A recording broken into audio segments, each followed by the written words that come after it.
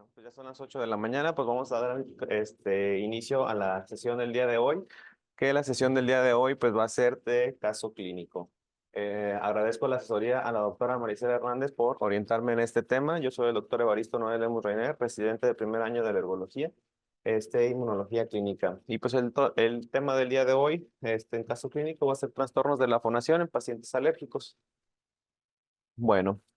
Primeramente, como la ficha de identificación, pues nuestro nombre de la paciente, de nuestro paciente, dejamos las puras iniciales, tiene una edad de 5 años y es de sexo femenino, estado civil soltera, no practica una religión y ella acude al kinder. Son originarios de aquí de Monterrey y radican en la ciudad de Guadalupe y fue referido a nuestro servicio por el servicio de otorrinolaringología el 26 de febrero de este año. Como antecedentes heredofamiliares, nos refiere la madre que el padre tiene alergia al durazno y a la penicilina, pero pues no recuerda qué fue lo que le pasa con estos desencadenantes. Como antecedentes personales de nuestra paciente, tiene un trastorno de déficit de atención e hiperactividad, diagnosticado a los 4 años, además de que también que acudió con neuropediatría, quien diagnostica un trastorno del lenguaje no específico. Como antecedentes quirúrgicos, también les fue realizada una adenoidectomía y una amigdalectomía, además de colocación de tubos de ventilación en diciembre del año pasado. Como antecedentes personales no patológicos, fue producto de primera gesta, nacida por parto, fue pretérmino, la madre desconoce la edad gestacional, no la recuerda, y con un peso de 2,900, no recuerda talla tampoco. Tuvo lactancia materna exclusiva 8 meses y alimentación complementaria a los 8 meses. Nos refiere a inmunizaciones completas, no muestra su cartilla, pero nos la refiere verbalmente. Y también tuvo una hospitalización 4 días por el diagnóstico de bronquiolitis. Y pues a ella nos negó antecedentes atópicos, alergia para medicamentos. Muy bien. Como contaminantes extramuros, nos presenta que tiene polvo, humedad, alfombras, peluches, cortinas que cambia cada semana, el colchón donde duerme nuestra paciente tiene 2 años, el cambio de ropa es semanal y tiene una mascota que es un perro dentro de casa. Como extramuros tenemos cerca parques, árboles, nos negó arroyos y fábricas también están presentes.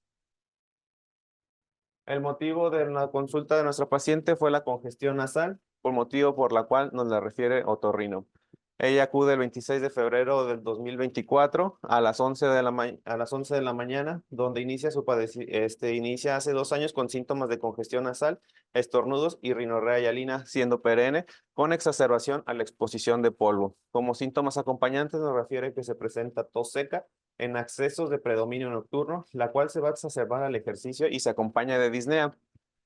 Y pues durante el último mes, antes de acudir con nosotros aquí a consulta, ella nos niega síntomas oculares, nasales, prurito, estornudos en salva, rinorrea y alina, obstrucción nasal en balanza de duración de más de 4 días a la semana. Como síntomas inusales, presenta litosis, bronquiales, tos seca, niega disnea, sibilancia y dolor torácico.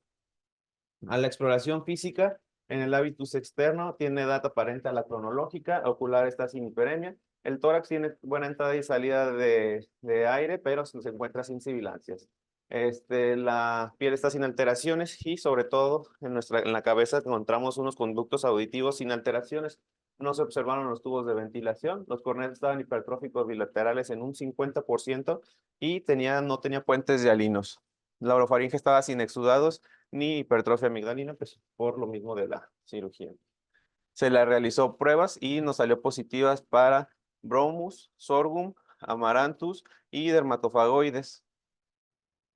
Pues ya con esto nosotros integramos el diagnóstico de una rinitis alérgica persistente, además de un asma controlada y su trastorno de déficit de atención e hiperactividad. El tratamiento que se le dejó para este entonces fueron sus aseos nasales con solución salina cada 12 horas, su mometasona un disparo cada 24 horas por un mes, cetiricina en suspensión se le dejó 5 mililitros cada 24 horas por 10 días. Se inició también su inhalador con Banail, un disparo cada 12 horas con aerocámara sin suspender, más su terapia de mantenimiento y de rescate. Se le citó nuevamente en 2 meses y también se inició con inmunoterapia para ácaros del polvo, bromus, sorghum y amarantos.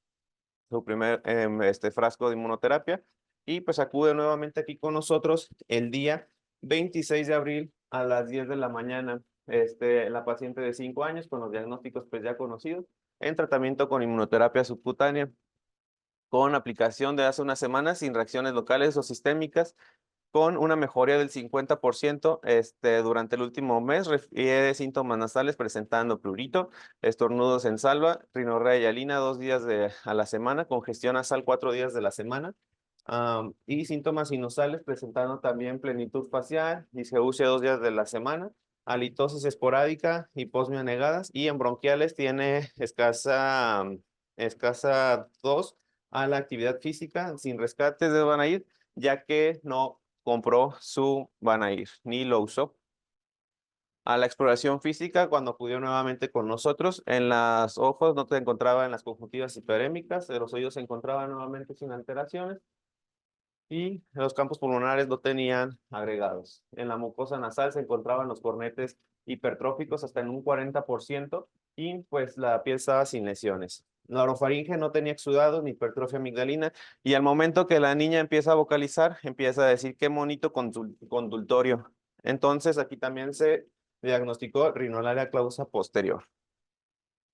Entonces, al momento que nuestra niña empieza a tener un poco de interacción, empezamos a escuchar este trastorno de la fonación y también integramos el diagnóstico de rinolaria clausa posterior, rinitis alérgica leve intermitente y asma con parcial control. Bueno, y este fue nuestro caso clínico del día de hoy. Vamos a pasar a la revisión del tema, donde vamos a hablar de los trastornos de la fonación en pacientes alérgicos. Bueno, como introducción, pues primeramente la afección alérgica va a estar presente en un 10 y un 30% de los adultos y en un 40% de los niños. La fonación pues va a presentarse, va a tener diferentes fases, la cual se va a hacer muy importante y diferentes áreas que vamos a tener el tracto respiratorio, tanto inferior como el superior. En la parte del tracto inferior va a ser bien importante el uso del diafragma y la contracción muscular, tanto de los músculos, el músculo diafragmático y los intercostales, para poder producir una exhalación y pueda subir hacia la laringe y hacia las cuerdas vocales, donde junto con estas fuerzas mecánicas y este retroceso elástico del mismo diafragma, lo que va a producir es que se forme una columna de aire hacia la parte superior y al momento de que llega a la laringe y a las cuerdas vocales, esto produzca un movimiento de las mismas cuerdas en forma vibratoria. Y también va a ser bien importante el tracto superior. El tracto superior, de lo más importante que vamos a tener, que van a ser los resonadores, pues va a estar incluidos la nariz, la cavidad nasal, la cavidad oral, la laringe y la faringe, además de también los senos paranasales. Por eso cuando muchas veces de nuestros pacientes llegamos a escucharlos cómo hablan con una voz nasal, es por lo mismo que va a estar presentándose una afección en los resonadores superiores. El impacto de las enfermedades alérgicas en la producción de la voz. Esto va a depender mucho de la enfermedad respiratoria, además de también cómo va a afectar la vocalización en cada uno de los órganos que va a estar afectados y depende mucho también la localización que se va a dar. Pues aquí nosotros en nuestros pacientes los vamos a checar principalmente en el asma alérgica, la rinitis alérgica, la laringitis alérgica, el síndrome de alergia polen-alimento y en el angioedema. Pero esto va a ir dependiendo mucho de la afección que vayamos teniendo y cómo se vaya escuchando también la resonancia de la voz de nuestros pacientes. Bueno, algo de lo más complicado y de lo que también se debe de ver siempre, pues va a ser la parte de la anatomía de la fonación. Entonces, la anatomía de la fonación, pues vamos a tener principalmente que se divide en tracto superior y tracto inferior. El tracto inferior, pues ya vimos que van a ser los pulmones, que nos van a dar esta fuerza aerodinámica y la fuerza mecánica para poder exhalar la columna de aire y pueda llegar hasta esta parte, a la laringe, la cual va a ser anterior a hipofaringe y esto va a ser su división. Aquí tenemos la parte anterior y la vista posterior. La laringe va a estar formada por la articulación de cartílagos tiroideo y cricoideo, estos van a dar a formar el cartílago cricoides, que va a estar formado bueno, va a dar la forma de anillos, que va a ser redondeada por las vías aéreas, además de que la epiglotis y la comisura anterior de las cuerdas vocales van a estar unidas en la cara interna del cartílago tiroideo y pues esto es lo que lo va a formar. Prácticamente aquí también es bien importante en estas dos partes el hueso yoideo y el cricoideo, que va a ser toda esta parte. En esta parte posterior es un poquito más fácil de entender, que ahorita vamos a ir viendo cómo la epiglotis le va a dar la inserción en la aritenoides y cómo va a estar aquí formada también las cuerdas vocales. la aritenoides, que va a ser la que va a posicionar y va a mover las cuerdas vocales. Por eso es bien importante toda esta parte para entender un poco más lo de la fonación. Ya como habíamos visto, pues en la parte de la vista anterior, el hueso hioideo va a ser el límite superior anterior de la laringe, lo que esto va a estar dividido también desde la parte superior hasta la parte inferior, de lo que nos va a dar tres regiones. Estas tres regiones, las cuales va a estar, va a ser la región supraglótica, la glótica y la subglótica. En la región supraglótica, pues vamos a tener que va a estar la epiglotis, vamos a tener también la aritenoides, las cuerdas ariepiglóticas y en la región glótica que vamos a tener ahorita lo más importante que van a ser las cuerdas vocales. Estas cuerdas vocales que van a estar en la región glótica son las que van a producir prácticamente el sonido y esta vibración de las mismas para poder producir y articular más adelante el habla. Ahora sí, y en la región subglótica que va a ser 1 centímetro por debajo de las cuerdas vocales, prácticamente a nivel de cricoides, donde va a ser de donde termina la tráquea cervical. También es importante la parte de la porción inferior del pliegue aritenoepiglótico, la cual va a formar las cuerdas falsas o pliegues vestibulares. Aquí que se va a encontrar en esta parte y esto es lo que nos va a estar formando pues las cuerdas falsas o los pliegues vestibulares, que va a ser de las unas más importantes. ¿Ok? Va a dar también la protección de nuestra vía aérea para no tener una desviación de tanto de líquido, de comida. Y pues las cuerdas vocales aquí son los más importantes. Bueno, en la siguiente imagen viene los músculos. Aquí los músculos de las cuerdas vocales más importante va a ser el músculo tiroaritenoideo y también los ligamentos vocales que van a permitir los movimientos de la misma cuerda vocal, que van a permitir que abran y cierren, y esto va a ser lo que también va a regular la calidad de la voz. Estos son bien importantes porque también pues esto va a ser lo que va a dar la intensidad, ya sea de tonos más graves o de tonos más agudos, también para el timbre de la voz. Y pues, ¿qué son las cuerdas vocales? Son los músculos elásticos horizontales y mucosas, que son mucosas blandas. ¿Para qué van a funcionar? Como lo habíamos visto, pues van a ser para, uno, la protección de las vías aéreas y dos, la producción de la voz. La ubicación, pues como ya vimos que van a estar en la región glótica, pues también van a estar dentro de la laringe, desde el aritenoides hasta el tiroideo. Los movimientos, pues van a ser dos, abrir y cerrar. Al momento de que están abiertas, lo que estaba haciendo es que permita el paso del aire a través de hacia la tráquea y hacia los pulmones para que esto pueda ser la respiración. Y cuando están cerradas es que se va a producir la fonación. ¿Cómo se va a producir la fonación? Por el movimiento de estas cuerdas, que al momento de que se cierra, ahí la fuerza aerodinámica de retroceso es lo que va a permitir este movimiento y esta vibración de estas cuerdas vocales. Bueno, y pues como habíamos visto aquí también, la cantidad reducida de aire dirigida desde los pulmones hacia la parte superior por este estrechamiento es lo que va a producir una resonancia y un movimiento de las cuerdas vocales, permitiendo que se produzca un sonido.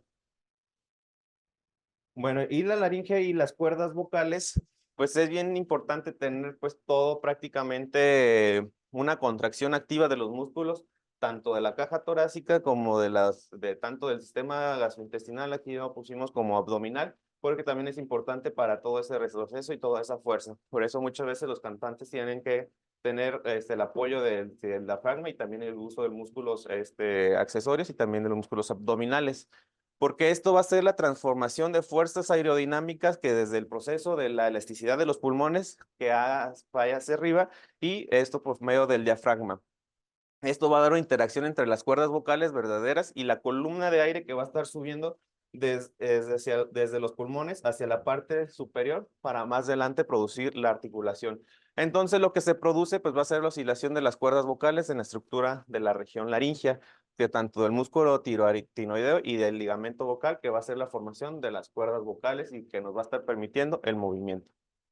Es bien importante también la musculatura laríngea intrínseca, que va a ajustar esta tensión de los músculos para también dar posicionamiento a las cuerdas vocales, y estos cambios finos va a dar también el movimiento de las cuerdas vocales y también los tonos más graves y más agudos de nuestros pacientes y también de pues algunos cantantes. Aquí también la producción del tono pues va a ser por medio de un ciclo vibratorio donde las cuerdas se van a estar ajustando, abriendo, cerrando. También la fuerza en la que te tenga estos músculos va a ser también el nivel del tono. Esto va a permitir que suba el aire de la tráquea y se acumule. Es bien importante aquí también de que cuando tenemos a nuestros pacientes de que cantan un tono más fuerte, ellos tienen una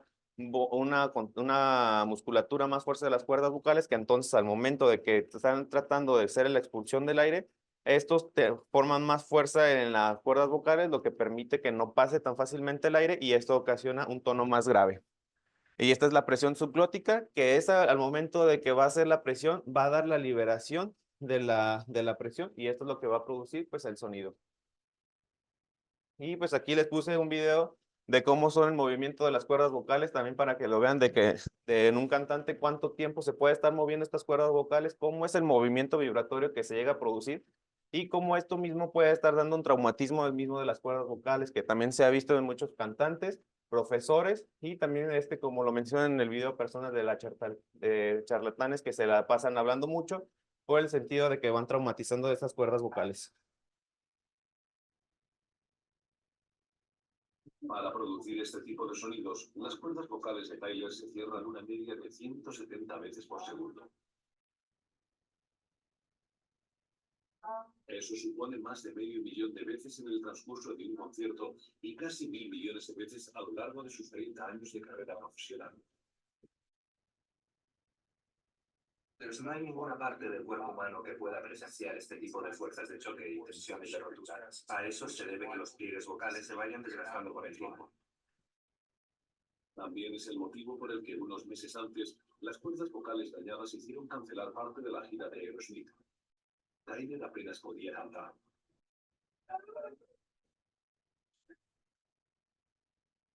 Lo que le obligó a ponerse en la mesa de operaciones ante Seitels, o en este caso bajo el láser. Básicamente, Steven tenía heridas vocales. Es bastante común entre los artistas. De hecho, es común a todos los que tienen el don de la charlatanería, desde abogados hasta teleoperadores. La cirugía por láser, en la cual Seitels y su equipo son pioneros, funciona mediante el sellado de los vasos dañados para que dejen de sangrar. Esta es la laringe de Steven Tyler y estos son sus vasos sanguíneos frágiles que van desapareciendo. Y se fue capaz de eliminar simplemente esos vasos sanguíneos. Así que ya puedo salir ahí fuera y cantar y esperar lo mejor. Ahora que Steven está en el escenario, sus cuerdas vocales recién puestas a punto entran en acción.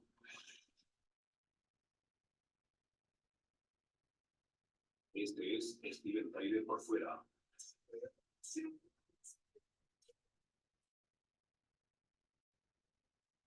Y por dentro.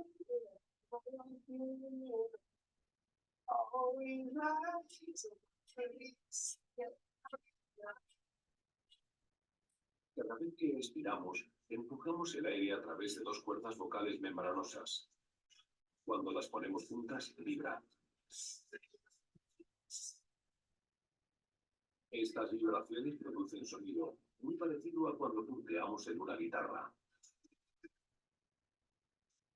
Los músculos abren y cierran las cuerdas vocales y cambian el tono del sonido. En las notas bajas, las cuerdas están sueltas y vibran más despacio.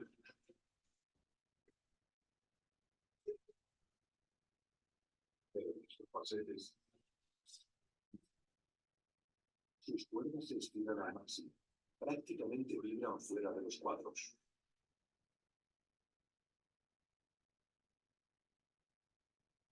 Una proeza sorprendentemente sencilla de las flexibles cuerdas de Tyler. Es ir desde esta parte de la cara. Y así es el movimiento como que por parte de los artistas. En realidad ellos tienen como una fortaleza de los músculos, tanto de la parte inferior como de la parte superior. Y pues este movimiento de las cuerdas vocales es lo que quería que vieran cómo pueden llegar a vibrar tanto que van a producir este tipo de sonidos. Y pues es lo que va a dar también más adelante pues todo esto de la fonación. Bueno, también como les había dicho, pues vamos a tener la parte superior y la parte inferior. Además de que estos vamos a tener los resonadores altos, bajos, medios y altos. Los bajos, como ya lo habíamos visto, pues van a ser toda la caja torácica Los resonadores medios pues vamos a tener la laringe y la faringe, y pues también los resonadores altos pues ya va a ser todo esto que nos va a estar dando la resonancia, lo que nos va a dar también de que va a ser prácticamente desde las cuerdas vocales hacia la parte superior, y esto va a dar los que son los filtros armónicos y de timbre, que va a estar dado por la cavidad nasal, la cavidad oral, los senos paranasales y la laringe, que ahorita vamos a ir viendo más adelante hacia las patologías. Bueno.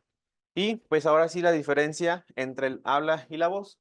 El habla, pues son los sonidos que se usan para expresarse, para expresar diferentes palabras, sentimientos, emociones, la cual va a ser la articulación de los sonidos por órganos vocales. Esto nos va a dar nada más el puro sonido, y más adelante se va a producir la voz, que va a ser dado por esos órganos vocales. Que los órganos vocales va a estar conformado por la lengua, los labios, el paladar, los dientes, la faringe, la laringe, la cavidad nasal y la cavidad bucal, como lo habíamos visto. Además de que estos va a dar aspectos fonéticos, morgosintácticos y pragmáticos del lenguaje. Y hablando propiamente de la voz, pues va a ser el sonido producido por las cuerdas vocales y la laringe, que es el aire que pasa por medio de estas cuerdas. Entonces, pues nada más estaría produciendo la voz al momento de que se hace una expiración, se vence estas fuerzas aerodinámicas, produce esta vibración y esta oscilación, lo que es lo que nos va a dar, pues, la voz y el habla por medio de los órganos vocales. Bueno, aquí también, pues ahora con la laringe, pues va a dar la modificación del tracto vocal, y también va a dar el nexo de la unión entre los resonadores bajos y los resonadores medios.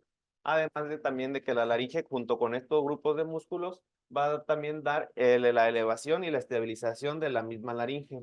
Esto es bien importante porque aquí vimos cómo también en un cantante cómo tienen los músculos más fortalecidos y producen más fuerza de contracción, y al momento de que empiezan a hacer movimientos exhalatorios más fuertes, lo que va a producir va a ser los sonidos más finos o más graves, dependiendo también con la fuerza que se vaya haciendo la contractura, y esto va a dar también la unión de estas cuerdas y para produzcan más movimiento oscilatorio. Bien, ahora aquí hablando del paladar blando de la parte superior, ya que son los resonadores altos, pues vamos a hablar de la ula y también del paladar blando, que esto va a ser la apertura y cierre del paso hacia la nariz, haciendo pues este movimiento para hacer también impedir que se dé esta comunicación. Y pues esto también va a estar implicada en en la resonación de la cavidad nasal. Todo esto es bien importante para nosotros porque es cuando va a cambiar o vamos a tener ahora sí una voz nasal por toda esta hipertrofia.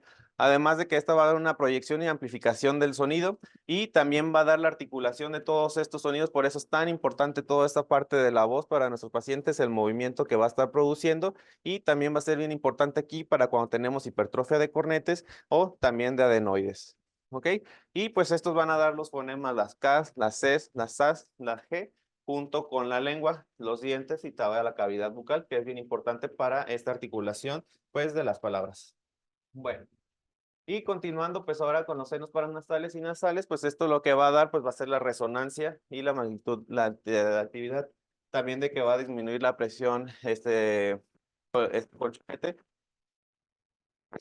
la cavidad oral y la articulación inferior va a ser la del tracto vocal, que va a estar por los labios, la mandíbula, el velo del paladar y la lengua, que aquí la del velo del paladar es lo que estábamos viendo también para producir esta fonación. Ya entrando un poquito más en el tema, pues aquí las características del aparato respiratorio, pues va a ser un sistema de órgano, de enlaces de órganos, los cuales van a tener similitudes anatómicas y fisiopatológicas muy comunes, desde todo el tracto respiratorio superior e inferior, desde las cavidades nasales hasta hasta la cavidad torácica, que va a ser los bronquiolos y los alvéolos, donde también esto es un epitelio ciliado de la cavidad nasal, orofaringia, laringia, con matices de tejido membranoso, y esto tiene que ver mucho con la respuesta mediadora, en respuestas similares y simultáneas de la mismo proceso inflamatorio, lo que nos dan estos autores a decir. Bueno, ahora entrando en un poquito en las patologías, las disglosias. Las disglosias, pues es un trastorno de la articulación de los fonemas que va a ser causada por alteraciones de los órganos periféricos del habla, que antes eran llamadas disglosias orgánicas, que van a ser de un origen no neurogénico central. Estas se van a dividir pues en varios en varios tipos de disglosias, principalmente en la división anatómica. Sí, vamos a tener desde disglosias labiales, mandibulares, linguales, palatinas y nasales. Aquí vamos a ir viendo cada una de ellas de las alteraciones que dependiendo de cuál sea nuestra alteración, vamos a ir haciendo el tratamiento adecuado para cada una de ellas y sobre todo aquí nosotros que vamos a tener que ver la de las nasales. La división de las disglosias nasales es muy importante porque también estas se nos van a dividir en rinolalia clausa, rinolalia mixta y cirugía nasal. Aquí que ahorita un poquito más adelante les voy a ir diciendo. Aquí pues la rinolalia clausa pues fue como la que vimos en nuestro paciente que cambiaban las N por las B y las M por las D. Además de que también vamos a tener las rinolalias mixtas, que va a ser por una insuficiencia del velo faringea y además de una oclusión o estenosis nasofaringea y la cirugía nasal, pues esta lo que son personas que son prácticamente sometidos a cirugía, ya sea como cantantes, lo que va a producir es que se formen esas enequias, esas uniones, lo que va a estar dando entonces esto propenso a disglosias nasales, dando también una laringitis seca, rinofonía cerrada, dificultades para la impostación de la voz. Bueno, ahora hablando de la rinolalia cerrada o rinolalia clausa, pues también es conocida como hiporrinolalia o hiporrinofonía, que van a hacer, que van a modificar las vocales se modifican en su fonación y también dando cambios armónicos nasales y que suenan como un timbre más muerto. ¿Cuáles van a ser las causas? Pues las causas va a depender también para decir si es posterior o si es anterior. Para las partes hiporrinolalias posteriores o las rinolalias clausa cerrada por una causa posterior, puede ser por una adenoides, atresias o pólipos, pero principalmente va a ser por la obstrucción del cábum. Esta obstrucción del cábum, que puede ser por todas estas de las causas de las adenoides, atresias o pólipos, pues es lo que nos va a estar formando una hiporrinolalia posterior. Cuando tenemos una hiporrinolalia anterior, lo que va a producir es de que se haya una obstrucción de las fosas nasales, que esta puede ser causado por una coriza, pólipos, senequias, hipertrofia de cornetes, rinitis y tumores. Por eso es bien importante para nosotros toda esta parte, por la parte de tanto de las adenoides como en la parte de la hipertrofia de los cornetes y no dejar de lado también este tipo de trastornos de nuestros pacientes. En la rinitis alérgica y aquí infonación, pues es bien importante porque los órganos responsables pues, de esta resonancia o de esta calidad de la voz también, lo que va a dar va a ser por el tracto vocal supraglótico, como lo habíamos visto ahorita en las divisiones, y pues también va a estar formado por la nariz y la nasofaringe. Aquí pues esta resonancia va a estar dirigido y pues va a pasar por la cavidad nasal, por este estrechamiento, lo que va a producir ahora sí el habla. De la voz, ahora pasamos al habla, lo que ya va a ser la articulación. Entonces, cuando tenemos alguna alteración, como lo habíamos visto ya, que en este caso puede ser una obstrucción anterior o una posterior, pues la anterior vamos a estar viendo que siempre va a ser por obstrucciones nasales, como la hipertrofia de los cornetes, que van a causar un eco a causa del sonido de la nariz, y la posterior, pues esto vamos a tener una alteración, pues como vimos acá anteriormente, pues del cábum que estén obstruyendo en esta parte y lo que va a dar, que se dé los cambios de fonemas de la B y la D con un cambio de M y N, como lo habíamos visto en nuestro paciente que dijo qué bonito consultorio, que estaba realmente con una rinolalia posterior. ¿Cuáles van a ser los cambios de esta voz y cuáles van a ser los mecanismos? Al momento que nosotros tenemos esta inflamación, esta producción de moco, además va a haber una hipersecreción de la mucosa que va a estar más espesa.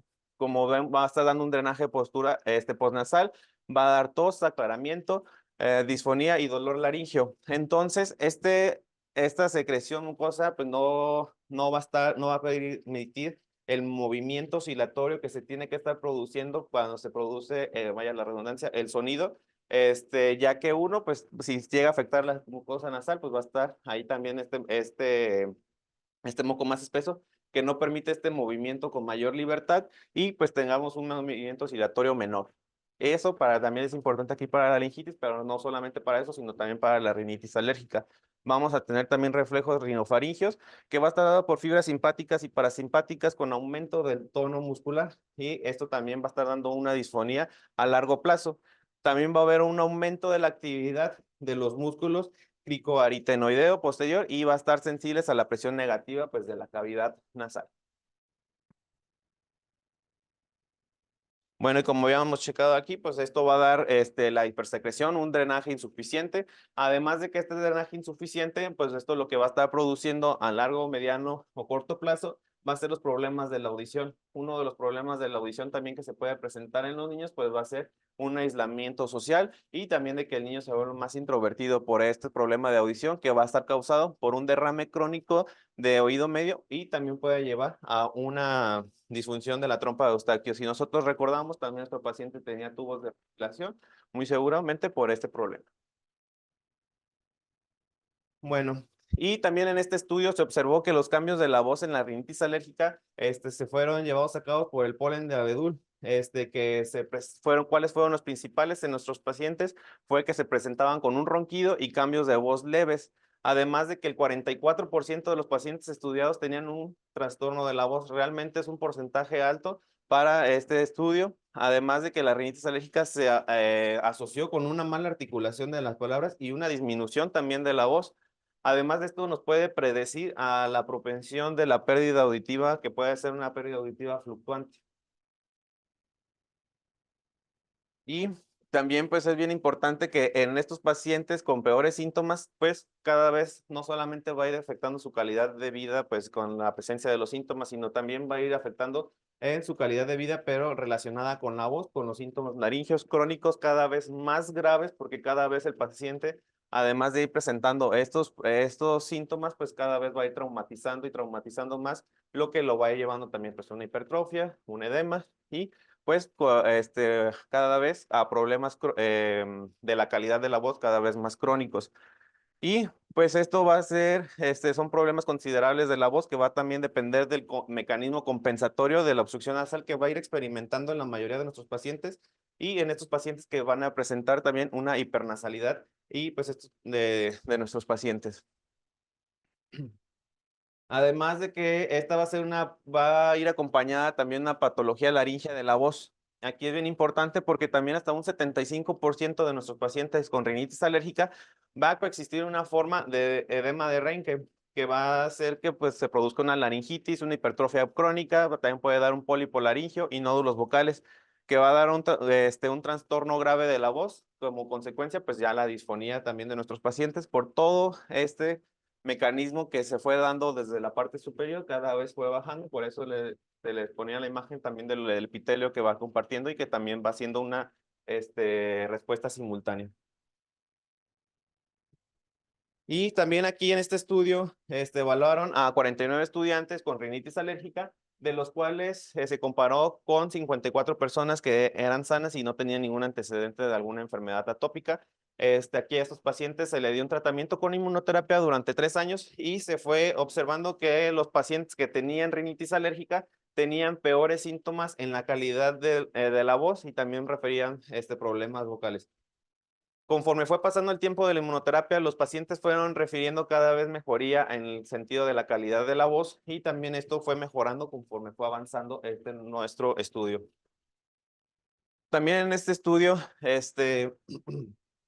se realizó en Turquía en niños, donde se les realizó una nasolaringoscopía una nasofaringo, una nasofaringoscopía, lo que cual produjo que era para el análisis también de la estructura anatómica y también se evaluó con un índice de la calidad de la voz y el análisis también de la aerodinámica que estaba produciendo estas cuerdas vocales y también pues el índice de discapacidad vocal, principalmente se enfocaron en este índice, donde se encontró que la patología común era el edema de las cuerdas vocales en nuestros pacientes con rinitis alérgica, además que esto daba una reducción de la frecuencia. Al momento que tenemos una mayor masa, lo que va a producir es menor movimiento porque va a ser un movimiento oscilatorio pues más lento.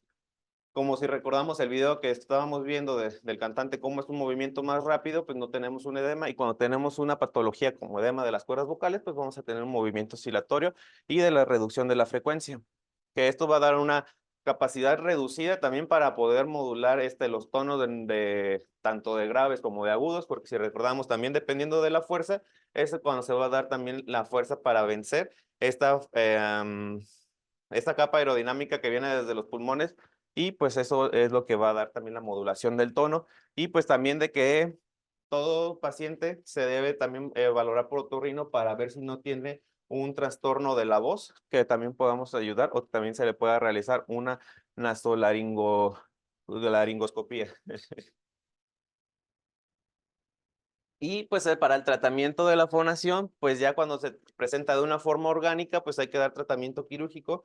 Cuando es de una forma funcional, pues es pronunciar los fonemas nasales como la N y la N, dando los ejercicios de la terapia del lenguaje. Y pues también cuando son articulados por vocales, pues hay que dar también, hay que dar los sonidos nasalizados exageradamente para poder ayudar a nuestro paciente a que llegue esta producción y esta terapia del lenguaje. Cuando nuestros pacientes tienen una rinosinusitis, pues hay que recordar que va a ser la inflamación de la mucosa, de la membrana mucosa de los senos paranasales. Lo que esto va a estar afectando 1 al 30% de nuestros pacientes, que van a exacerbarse los síntomas durante la noche.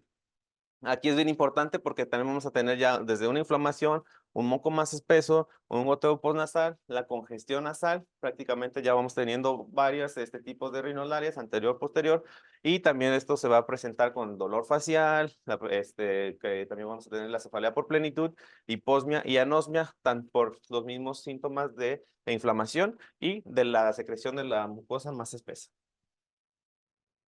Esto también pues va a producirnos una respiración bucal. Principalmente aquí también es un tema importante, la respiración bucal de nuestros pacientes, porque al final de cuentas también vamos a tener alteraciones maxilofaciales y esto también vamos a tener como en estos pacientes una respiración bucal, un labio hipotrófico, una micrognatia y esto se va a dar por la misma congestión de la mucosa nasal, que esto va a dar también al momento que se está congestionando, se está dando esta obstrucción, vamos a dar un bloqueo de la trompa de Eustaquio, también un derrame de oído medio, lo que va a dar una sensación de obstrucción óptica y de líquido en oído medio y pues dando también la alteración de nuestros pacientes. Pasando a otra alteración, pues va a ser el síndrome de polen alimento, que hay que recordar que esto se define como la sensibilización alérgica a proteínas de pólenes, pastos, malezas y árboles, que va a ser una hipersensibilidad de tipo 1, la cual va a estar asociada a la ingesta de alimentos derivados de plantas.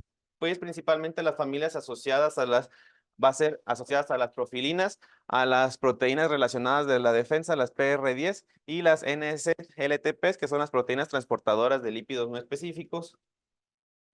Y pues esto al momento del consumo de alguna planta, de alguna fruta, lo que va a dar va a ser el inicio de los síntomas en la zona de los resonadores superiores, como va a ser la orofaringe, labios, va a dar un eritema perioral y óptico, además de que también se va a presentar un edema laringio. En los pacientes con rinitis alérgica, pues puede presentar también una congestión nasal y también esto va a producir una rinorrea, produciendo cambios también en la resonancia de la voz, tanto por inflamación, por la secreción de los mucosa y también por una disminución tanto de este movimiento oscilatorio. Además de que se va a presentar también en la cavidad oral, pues este edema de los labios, lengua, úvula, que puede dar la articulación ¿no? así de los resonadores superiores y también de estos cambios del habla y de la voz. Bueno. Ahora la fonación también en los pacientes asmáticos es bien importante porque se ha presentado trastornos de la fonación hasta en un 30-50% de los pacientes asmáticos y se ha encontrado que también puede haber una disfunción de las cuerdas vocales coexistentes. Así que no solamente es por el mismo edema, sino también es por un mismo traumatismo que va produciendo el paciente, tanto la voz como el aclaramiento, como la secreción. Y pues esto cada vez va traumatizando. Como vimos en el video, también los cantantes se llegan a traumatizar la voz por por el movimiento. Entonces, en los cambios inflamatorios de la mucosa, vamos a tener que en la superficie de las cuerdas vocales vamos a tener la alteración de la vibración. Si nosotros vemos mucho esto tiene que ver desde abajo, no solamente de la parte superior de los fonadores, sino también desde las cuerdas vocales. Y pues esto también va a dar en nuestros pacientes, vamos a tener una reducción del flujo y de la presión de aire al tener ya una enfermedad obstructiva reversible, que eso también nos va a disminuir la capacidad vital forzada. Entonces, desde ahí ya empieza nuestro proceso fisiopatológico para tener una alteración de la voz y también se puede presentar por los efectos adversos de los medicamentos, que se puede presentar del 8 al 58% por una probable candidiasis por el uso crónico o el uso elevado de corticosteroides, que es un efecto adverso que ya conocemos. Como habíamos visto, pues la caja torácica, pues son los resonadores bajos y también toda esta musculatura, pero al tener también esta disminución de la capacidad vital forzada y del volumen expiratorio forzado en el primer segundo, esto lo que va a dar, va a ser una disminución de la presión subglótica para que así las cuerdas vocales no den la misma vibración y esto va a dar una alteración de la fonación dando la reducción del tiempo de la misma, por lo mismo de que ya no vamos a tener la misma columna exhalatoria de aire que produzca este movimiento oscilatorio de estas cuerdas vocales. Además de que tenemos una mayor inflamación, va a ser prácticamente también lo que una laringitis alérgica. Al momento que tenemos una mayor masa, hay menor movimiento que puede llegar a presentar esta reducción de la vibración de nuestras cuerdas vocales. Además de que también va a haber acúmulo de moco, dando una producción de la voz húmeda. Lo que también les había comentado, pues vamos a tener una tos crónica, lo que con esta tos crónica vamos a estar traumatizando a las cuerdas que ya van a estar edematizadas, que ya tenemos una secreción nasal espesa, y esto mismo pues va a estar dando que de una amplitud reducida de la vibración junto con con la capacidad vital forzada para exhalar este aire por el medio de la columna de la tráquea y no se dé este movimiento giratorio. Además de que esta va a ser la reducción de la prolongación de la onda de la mucosa y pues también esta provocación laringea va a dar aumento de las secreciones más viscosas. Hay edema, hay inflamación, hay traumatismo, entonces vamos a encontrar las cuerdas que van a estar edematosas, eritematosas y pues también va a haber por todo esto que va a ser el aclaramiento. Aquí también otro índice de disfunción vocal fue la comparativa de pacientes alérgicos o pacientes con rinitis no alérgica, que tenían puntajes más altos los pacientes que los no alérgicos. Y la mayoría fue de que tenían una mayor incidencia de disfonía y pues también se asoció con enfermedades crónicas y aclaramiento por los accesos de la tos. Ahora también otro que estaba leyendo y que la verdad se queda como que mucho de lado porque todavía no hay mucha investigación. Realmente eran artículos muy viejos para lo de todo esto de la fonación, pero también uno que se enfocaban mucho fuera la laringitis alérgica, que esta es una inflamación de la laringe y de los tejidos circunscritos que ya puede ser producida de forma aguda o de forma crónica. Y pues de la alérgica hay poca información. Más que nada, ellos se enfocaban en el reflujo laringofaringio, lo mencionaban que era por lo mismo de un reflujo gastroesofágico, que también hacían la comparativa mucho con con la laringitis alérgica, con el reflujo laringofaringio, que pues lo que se encontraba también pues era la hiperemia, edema y presencia de moco. Pero pues en esta parte pues vamos a ver más que nada lo del proceso alérgico que va a ser por una hipersensibilidad inmediata o puede ser una hipersensibilidad retardada al momento de que nuestros aeroalergenos están pasando por estos tractos, pues va a ser por medio de si los ingerimos o lo estamos inhalando. Entonces ya la comparativa fue de que aquí también en nuestros pacientes vamos a encontrar una hiperemia, un edema y esta presencia de moco que juntos todos estos pues va a dar este movimiento disminuido pues desde la parte inferior de lo que nos va a producir la voz y pues también de las cuerdas vocales pues va a estar disminuida por también de lo mismo que es bien importante el edema crónico de las cuerdas vocales. Aquí pues en este artículo el 76% de los pacientes que presentaban una disfonía tenían una alergia y se asoció también pues la alergia con la disfonía, pues si vemos es un alto porcentaje de los pacientes que pueden llegar a tener, de los que ya tienen disfonía pueden tener una alergia hasta el 76% y es más prevalente pues en las mujeres. Y pues también de que los pacientes que tienen una disfonía intermitente, se encontró que hay una sensibilización hasta un 63% hacia los ácaros del polvo o hacia los MOS 1.3 y también se asociaron hacia otras patologías vocales y las pruebas de provocación para poder diagnosticar pues una laringitis alérgica. Pero pues si vemos es un alto porcentaje de lo que están presentando los pacientes con una laringitis alérgica, que es hasta un 76% que van a presentar una alergia y en un 63% que lo van a presentar hacia una alergia de los ácaros del polvo.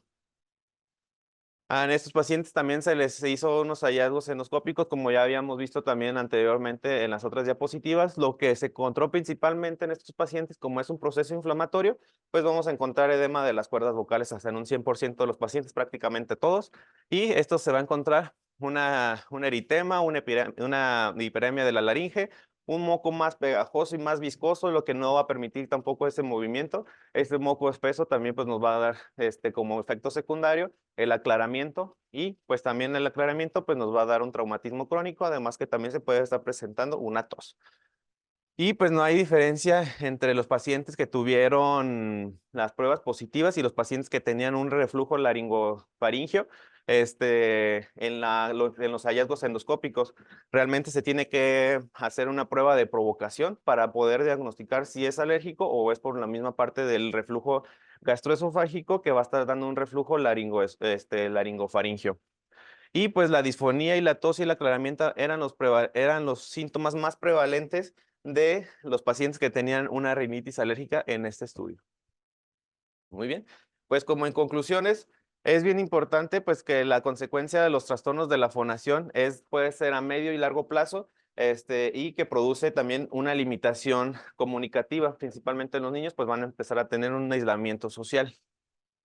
Además, esta congestión nasal pues va a dar cambios en la claridad y en la calidad de la voz de nuestros pacientes. Es bien importante checarlos porque vamos a tener los resonadores superiores y los resonadores medios e inferiores y pues principalmente en los niños pues vamos a tener estas alteraciones en la parte superior que nos va a dar también la calidad de la voz. La dificultad del hablante que pueden ser muy negativos para el desarrollo del niño. Al momento de que empezamos a tener otitis de repetición, otitis, derrames de oído medio, inflamación, pues nuestros pacientes van a tener también una, un aislamiento social y al final de cuentas también pueden tener una disminución pueden llevar a tener una hipoacusia. También va a haber una disminución de la frecuencia en estos niños que van a ser tomados como interlocutores. Va a haber también la dificultad para interactuar con el exterior y también va a afectar la imagen del niño público porque pues estos niños se van a hacer cada vez más aislados, más introvertidos y pues no quieren interactuar porque no nos llegan a integrar. Pueden también sufrir de bullying y pues es bien importante tener todo este seguimiento. Ya es poco estudiado ya que no se le ha dado la importancia para tratar los trastornos que producen estos problemas, estos trastornos de la vocalización. Y pues este debe ser un trabajo en conjunto multidisciplinario, tanto alergólogos, tanto otorrinolaringólogos, tanto foniatras y tanto terapeutas del lenguaje para poder llevar e integrar a nuestros pacientes y también no tener una complicación a futuro y que también pueda llevar un mayor traumatismo en el abordaje integral de la calidad de vida de los pacientes y la calidad de la voz de nuestros pacientes. Y eso sería todo de mi parte.